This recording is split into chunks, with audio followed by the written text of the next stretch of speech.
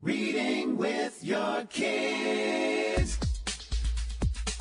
Hola, ni hao, konnichiwa, assalamu alaikum, shalom, jambo, bienvenidos. Hi, my name is Jedley, and this is the Reading with Your Kids podcast and iHeartRadio Best Kids and Family Podcast Award nominee. We are so happy that you're a part of our beautiful Reading with Your Kids family. Please be sure to subscribe to the show on the iHeartRadio app, on Apple Podcasts, or wherever you find your podcast. Our guest today is Sue Galion. She is here to talk to us about her many interactive children's books, including Our World. Before we invite Sue into the studio, we have an important announcement. That's right, we have a brand new Reading with Your Kids certified great read. The Story of the Cat That Could by Joan C. Yingling. We love this story, and we love the story behind the story. First, the story. The Story of the Cat That Could is a fun way to inspire kids to choose to try and not waste time feeling sorry for themselves. We first meet Kant, an adorably despondent creature who sadly sits watching all the fun the Coulds are having. A tiny elf enters the picture and reminds Kant that he isn't doing what he should. Kant takes this message to heart and musters up the courage to try, and is overjoyed at all the things he discovers he can do. This is a fun rhyming read that families will love to experience together. The illustrations are fantastic, and kids will want to give Kant and all the Coulds a great big hug. We also love how this story came to be a book. The Story of the Cat That Could was written by Joan C. Yingling many, many years ago. The story sat in a manila envelope for decades until her daughter, Lydia Kahn, fulfilled a lifelong dream to publish the story and to share it with the world. We are happy that Lydia listened to that message of the story and inspired us all to become Coulds. The Story of the Cat That Could is our latest Reading with Your Kids certified great read. Joining us right now from Kansas City and Kansas. She is the author of so many amazing, really interactive books for kids of all ages. Please welcome to the show, Sue Galion. Sue, how are you? I am great, Jed. So tickled to be with you tonight. I am really happy that you're here. I haven't heard that expression in a long time. You're tickled to be here. That's wonderful.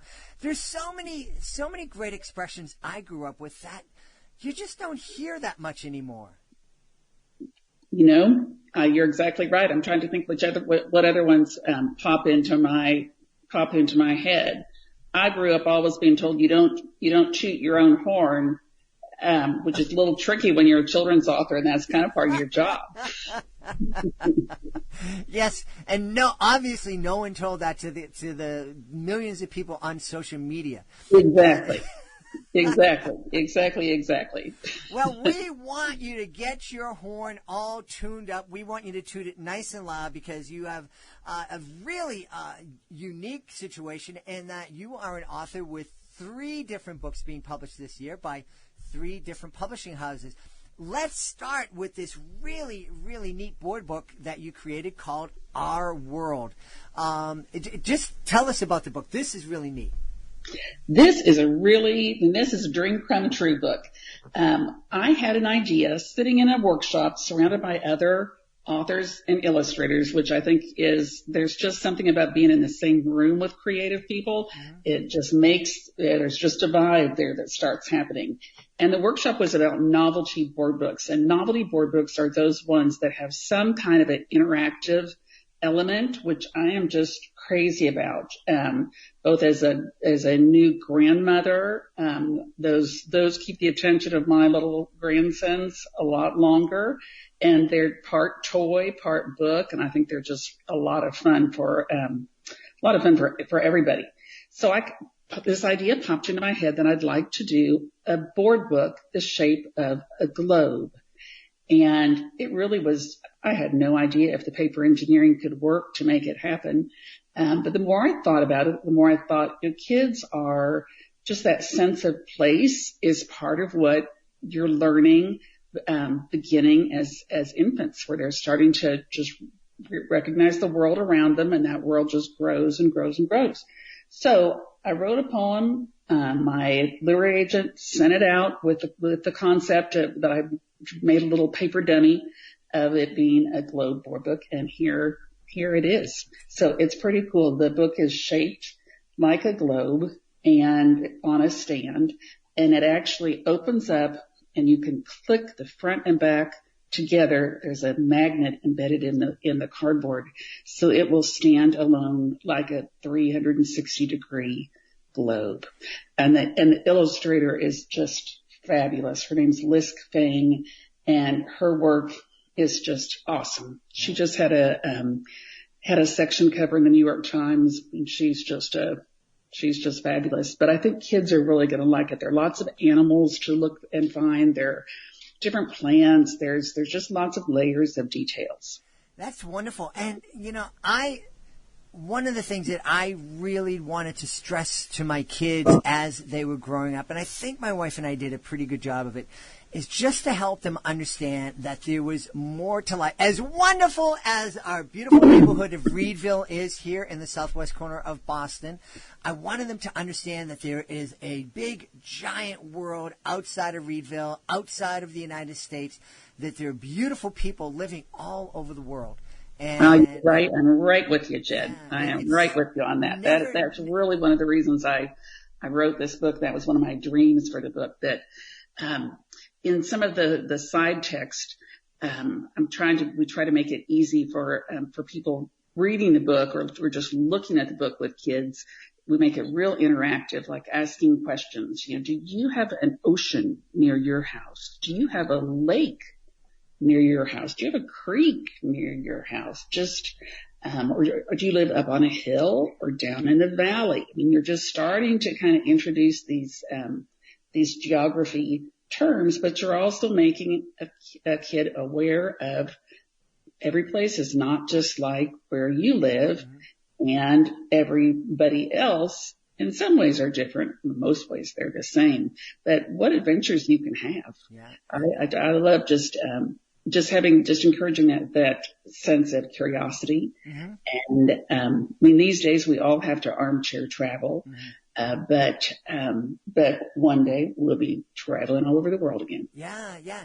And I love the design of your book, and that it is a globe. And I don't even think a lot of kids understand what a globe is anymore. Mm-hmm. I remember spinning my globe and thinking about the different places, and I was really surprised when I saw how small Boston was, and it was part of this smaller state of Massachusetts, and then compared to, Texas and Maine and Alaska, and then the countries, and it just stirred my imagination, and I don't know if kids have that same experience. I know they have Google Earth now, and they can actually take them and they can see satellite images from all over the world, but I don't know if it's the same experience. I don't either. I think, that iconic view from space, of the blue marble rising. that kids are all exposed to that. So I do sometimes wonder if maybe the view from space is more familiar than, kind of the topographical globe. Mm-hmm. That is that's the standard globe that you picture in every classroom. Mm-hmm. But, I've gotten some globe beach balls. There's some really fun beach balls out there. Be careful, because some of them are more accurate than others. There's a few that you think Greenland is really there, but you can just play some simple games like, play catch with a globe beach ball, and are you landing on water or land? Mm-hmm. And it makes a child start to realize there's a whole lot of water on this planet. And then you hope too that then they're thinking, and if that water is not clean, or if that water is all warming, or if that ice is melting up on those poles, then that creates problems, and we're all connected on that. That's kind of the other theme, was just the connectedness. Yeah. Now, speaking of connectedness and being in this room of other creative people, I'm wondering, how hard was it for you when you came up with this idea in that context, not to, kind of keep that idea to yourself, so you didn't blurt it out, so someone else wrote it down and took it away from you? Actually, I did. This was a workshop. There's if anybody who's interested in becoming a children's writer or a children's illustrator, there's a fabulous organization called the Society of Children's Book Writers and Illustrators, SCBWI, and who do workshops all over the world and conferences. So part of this was, then we were sharing. We had some time to all just sit and brainstorm. We had paper and scissors and tape. That was our homework, was to bring that with us. And so then we did share with other people there, kind of what we had thought of. So I shared the idea that right there. So it's kind of fun, because I have friends who are there that day, and then they're like, woohoo. That's it. That's great. Well, we started with Our World, and you have 2 more books that are publishing. Tell us about those books, please. I have a series of early readers that I co-write with a friend, Ann Ingalls, who's another Kansas City author, and we meet at a bagel shop and drink coffee and eat bagels and write these books. And people look at us really strangely that are sitting close around us, because we'll be, the books are it's the Chip and Tucker series, published by Sleeping Bear Press. So there's Chip and Tucker Road Trip, Chip and Tucker Hide and Squeak, and the new one is Chip and Tucker Paw Painters. Well, Chip and Tucker are classroom pets in Mr. Lopez's classroom. And so we'll be sitting there, and we're having these long discussions of, if a hamster gets paint on their paws, what is the safe way to clean them off? Can hamsters get wet? Or, and then figuring out ways that hamsters can escape from cages. And Anne actually was a classroom teacher for years, so a lot of these are really based on her personal experience of escapee hamsters and other pets. So that comes out in August, number 3 of the Chip and Tucker books. So those are a lot of fun, and especially fun to write with a partner. Yeah, and especially fun, I guess, writing in a bagel shop. Oh yeah. Excellent bagels. Einstein Brothers Bagels, Mission, Kansas. There you go. You can get any free bagels. I was wondering, but that the lockdown must have put a cramp in your writing style. We've got to do things by Skype now or on the phone, which is a lot less fun. Mm-hmm. Yeah. And the bagels probably aren't as good. No. And you got to make your own coffee. So you mentioned how that it's a lot of fun writing with a partner. Did it take you time to kind of learn how to be, I don't know if the word is vulnerable, but learn how to be cooperative? Because writing can be such a solitary experience for most folks. We had been critique partners, and we have another author who lives here in Kansas City, Jody Jensen Schaefer. Take a look for her books too. She's awesome. And the 3 of us meet together about once a month.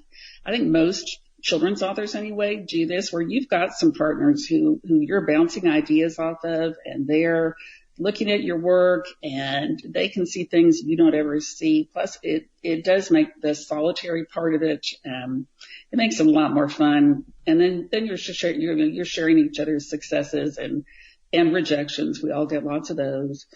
So you have somebody to say, rants about that, and who am I going to send it to next, kind of a thing. But Anne and I, it's kind of funny, because we have for this particular book series, we have a real similar writing style, and we brainstorm, now, since we've just finished, we've got the 3rd book coming out, we know our characters, and it also is a kindergarten, 1st grade, age. So you don't have a whole lot of words. either. So there's, some real limitations to writing. It's kind of like making a puzzle. I think some people out there think, they look at a children's book and they go, a board book, a early reader book, and they go, there's like only 100 words here. This will be easy. I can do that. But they don't realize that because there's only 100 words and because there's only certain words that you can use, right, expressing yourself with those limitations is actually a lot harder than having 300, 500, 700, 1,000 words to deal with. That you're singing to the choir here on that, isn't it? That, cause especially, early readers, even things like, you don't use contractions, because you think about it when you're working with your own kids learning to read, or other kids if you volunteer or whatever, when you're actually just learning, you want those kids to feel success. So you want, a good number of the words to be ones that are sight words that they are going to recognize and they're going to feel good about reading. And then a couple of high interest words with clues in the illustrations. You just don't think about how, it's just miraculous how people learn to read. I think it's just really fascinating. And hats off to all you teachers, especially now, but who've devoted a lifetime and a career to teaching kids that. Yeah, it really is. It's amazing when you're teaching a kid to read. LeVar Burton was on the show, and sharing one of my heroes. Yeah, and when I asked him about why he was so passionate about reading and inspiring kids to read, he said that he felt that being able to read is emancipating. Yeah. That it gives you the ability to find information for yourself. Mm-hmm. You're no longer dependent on others for information or for learning. Mm-hmm, mm-hmm. And it's kind of like riding a bike. It's just, you just think of the independence that gives a child, or adult or whoever. You're absolutely right. I was talking earlier about expressions that we don't hear that much anymore. When you mentioned the freedom that you get when you ride a bike, this memory of being in 5th or 6th grade and getting on my bike, and people who live in Massachusetts understand when I came home and told my mom that I had ridden my bike from Boston to Framingham. She didn't believe me because it's so far, but it was true. Me and my buddy, we got on our bike and we drove 15 or 20 miles. And of course, back then it was, you got kicked out of the house in the morning. You didn't come home until it was dinner time. So we had time to do it. But it was like, it was like this freedom. And reading does the same thing for kids. It just opens up the world to them. Yep. Yeah. No. And it really, so much of that starts with, right there with the baby or a little kiddo on your lap. And, I'm a big cheerleader for don't just read at bedtime. Just have books laying around. Mm-hmm. I guess you can tell I'm not the neatest housekeeper either, but if books are there, then somebody's going to pick it up. Yeah. Absolutely. What's the third book that got picked up this year? The third book is a book called Except Axel, and it's a picture book about a new car coming off the assembly line that is nervous about driving. And this idea, sometimes you just think, I don't know, I assume other people's minds work this way, that I was on a road trip on I-35 heading north to Minnesota through Iowa, which is, you drive through a lot of corn, and I think it's beautiful, but I'm a Midwesterner. But anyway, it's a long drive. So there was an empty car. No, it wasn't empty. It was a full car carrier truck driving next to me. And we were kind of just taking turns, back and forth and all. And I started thinking, what would it be like if you were a car on that car carrier truck? Well, you could get some major splats on your windshield, and it would be pretty windy. But I just started thinking about that and then thinking how a car would feel about leaving the assembly plant and going out in the big wide world. So Axel is one who's got some anxiety about that. And a car carrier named Erlene, which that name came from a woman in my water aerobics class. Don't tell her. She doesn't know yet. But isn't Erlene a good truck name? So Erlene kind of takes Axel under her, I don't know, hubcap and makes him get some practice. And then Axel ends up, helping Erlene out of a jam where he's got to do some driving on his own. And there's an emergency truck ramp in there. But one of my family, we used to vacation out, in Colorado in the mountains. And, I was always as a kid so fascinated by those emergency truck ramps where if a truck's brakes fail, it's the gravel place where they can safely, pull off and let the tires screech and come to a stop. So anyway, it's I don't know how many emergency truck ramps show up in picture books, but I've got one coming in September. I'll tell you, the first time I saw my first emergency truck ramp, we don't have a lot of them here in Boston. Or the first time I was aware of one was down in Puerto Rico, and we're in the mountains, and we're going up and down, and we're being passed by these giant trucks. And then when I saw, and I put 2 and 3 or 5 together, and I go, oh, that's what that thing's for. and that's how they stop if they can't. I'm like, okay, I hope I never have to use one of those. I've never seen one in use, but I've always wondered. Yeah. So who knows? Maybe it'll inspire some kiddo to build one in the sandbox or with a good pile of dirt. There you go. You were mentioning being in the Midwest and driving from Kansas through Iowa to Minnesota. I've actually driven to Minnesota. One of the first things that hit me, I think, the first time I drove through Ohio was, man, it is flat here. It's like I've just gone 200 miles. I didn't see one hill. Just flat and straight, and beautiful in its own way. Yeah, exactly. Yeah. Exactly. And that's one of the great things. Circling back to your book, The World. That's just so important to teach kids to get them out there and understand that there's this big world. It might be scary, like the world is scary for Axel, but there are great people like Erlene, and what a great name, Erlene. I love with the grasslands. One of the things in this Globe book, we were really intentional on making sure that there are places all over the world that are illustrated. And like when you think about grasslands, that's not just the Great Plains of the Midwest where I live, but there are grasslands in Africa, in the savannas, and in Russia, and in South America and Argentina. And so I just love linking things, and I hope that families and teachers have fun with this. Yeah. One of the things I get from you, Sue, is there is a real joy that comes for you. Look, your dog is happy for you. He's having joy too. I think that perhaps someone is walking by.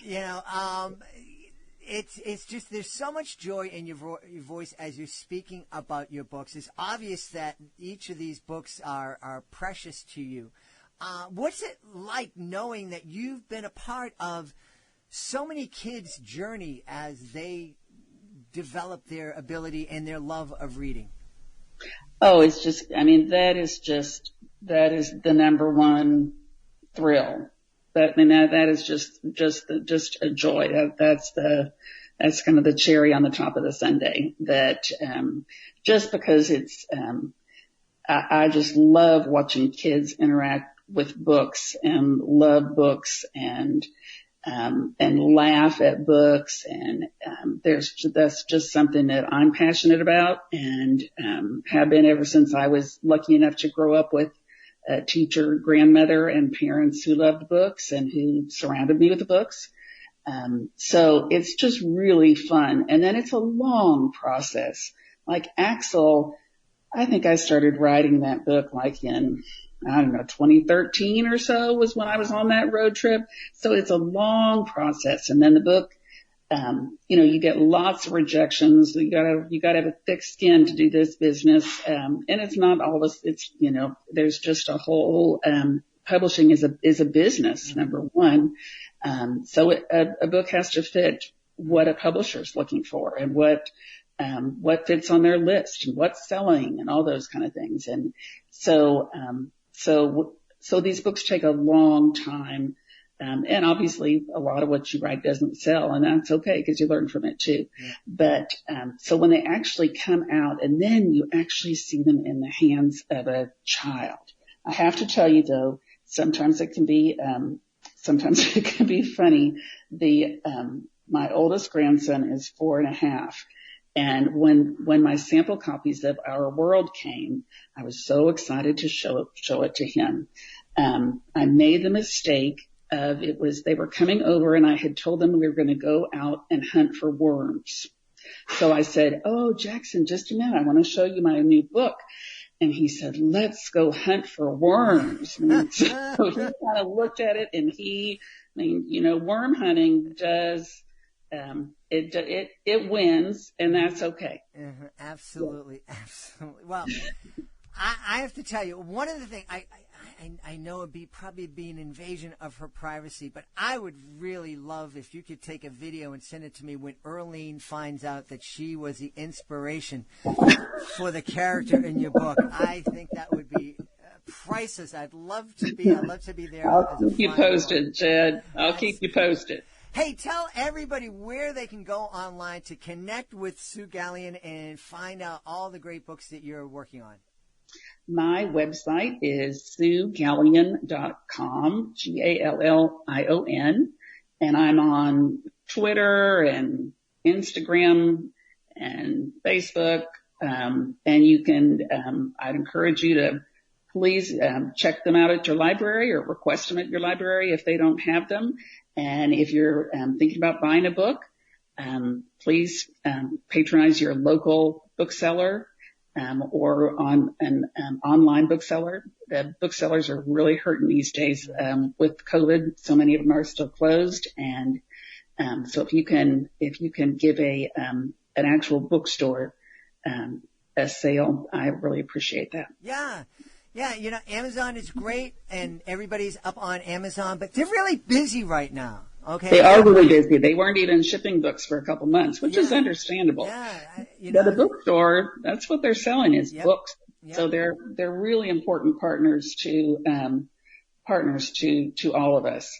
And thank goodness at least in my libraries are open. Oh, hooray! That's great. Yeah. The libraries have not opened back up here in Boston yet. And one thing folks should know, if you go to your indie library looking for Sue Gallion's Our World or any of her other books and it's not on a shelf, that's okay. Because if you request the book, they can find it. They can get it for you. And if enough people... And when I say enough people, if like 2 or 3 people go in the same little indie bookshop and they request one of Sue's books, a light's going to go off on that bookseller's head and think, I need to get some of her books on my shelf here. Oh, thanks, Jed. And the same is true of your library, too. If your library doesn't stock them, they all have a little tab online where you can request books. Yep. And I do that all the time. Yeah. And usually they'll email me right back and say, we're adding this to our collection. There you go. Excellent. Well, we've had such a great time speaking to Sue Galion. Sue, thank you so very much for being part of our show tonight. Thanks, Jed. This was really fun. Hugely, hugely appreciate it. Please be sure to join us for the next edition of the Reading with Your Kids podcast. Our guest will be Dr. Anne Slalina. She'll be here to celebrate her wonderful Annie Mouse series. If you are an author and you are interested in our Reading with Your Kids Certified Great Read program, you can find out more information by going to our website, readingwithyourkids.com. I want to thank the folks who made today's show so wonderful. Of course, I want to thank our guest, Sue Galion. I want to thank my incredible team, starting with my producer, Fatima Khan. I want to thank my beautiful wife for all the support she gives me, but most of all, I want to thank you. Thank you so much for taking the time to join us today, and as always, thank you so very much for taking the time to make the world a better place by reading with your kids. I'll be looking for you in the next edition of the Reading with Your Kids podcast.